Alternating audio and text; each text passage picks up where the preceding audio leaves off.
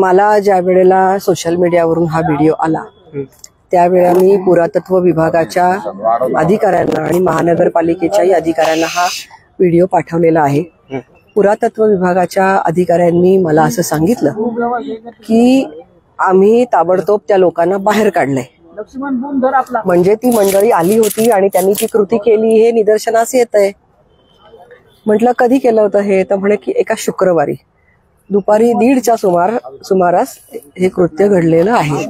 अशा प्रकारे जर का आपल्या ऐतिहासिक वास्तूंमध्ये कित्येक ठिकाणी आपण पाहतो की कबरी बांधलेल्या आहेत, कित्येक ठिकाणी नमाज पडतात आणि मग असं हळूहळू करून त्यांची ती जागा वक्फ म्हणून डिक्लेअर करतात। अशा प्रकारची कुठलीही कृती पुण्यामध्ये आम्ही होऊ देणार नाही। यासाठी पुण्यातला सकल हिंदू समाज एकत्र आहे, सर्व धर्मसंस्था आणि सर्व जागरूक हिंदू बांधव भगिनी एकत्र आहेत आणि त्यामुळे आम्ही आज या ठिकाणी आलेलो आहोत। व्हिडिओ कधीचा आहे नेमका?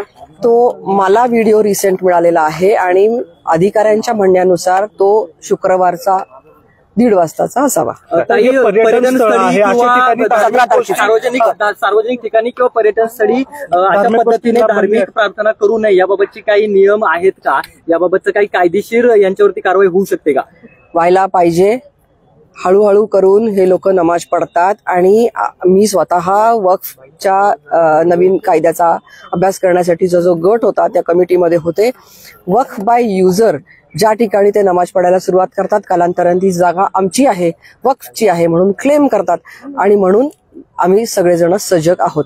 या संदर्भात कडक कारवाई केली जावी। ज्यांनी या ठिकाणी येऊन नमाज पडला, पर्वतीमध्ये सुद्धा अशा काही घटना आढळलेल्या आहेत, सारसबागेमध्ये अशा काही घटना आढळलेल्या आहेत। त्यामुळे आता हे जे काही हातपाय पसरणं चालू आहे याचा वेळीच पायबंद केला। हे जाणून बुजून सगळं केलं जातं, अगदी जाणून बुजून केलं जातं। कारण ते शनिवारी पर्यटक जर समजा आले असतील आणि त्यांच्या प्रार्थनेची वेळ असेल आणि त्यांनी नकळतपणे जर काय केलं असेल त्यांनी घरी नमाज पडावा, त्यांच्या प्रार्थनेच्या वेळेला त्यांनी बाहेर पडू नये। काही तुम्ही निषेध कसा व्यक्त केला असते पण आज कसा निषेध व्यक्त केला तुम्ही? आज आम्ही शिववंदना करून छत्रपती शिवाजी महाराज ज्यांनी हिंदवी स्वराज्याची स्थापना केली त्यांच्या वंदनेनी आज आम्ही या भागाचं शुद्धीकरण केलेलं आहे।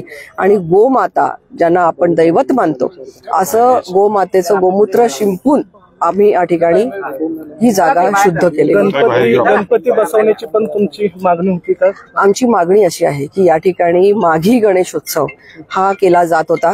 इथे माझ्याबरोबर पेशवे बाजीराव पेशवे प्रतिष्ठानचेही अधिकारी आहेत, जगन्नाथजी लडकत आणि अन्य मंडळी आहेत आणि माघी गणेश उत्सव या ठिकाणी होत होता।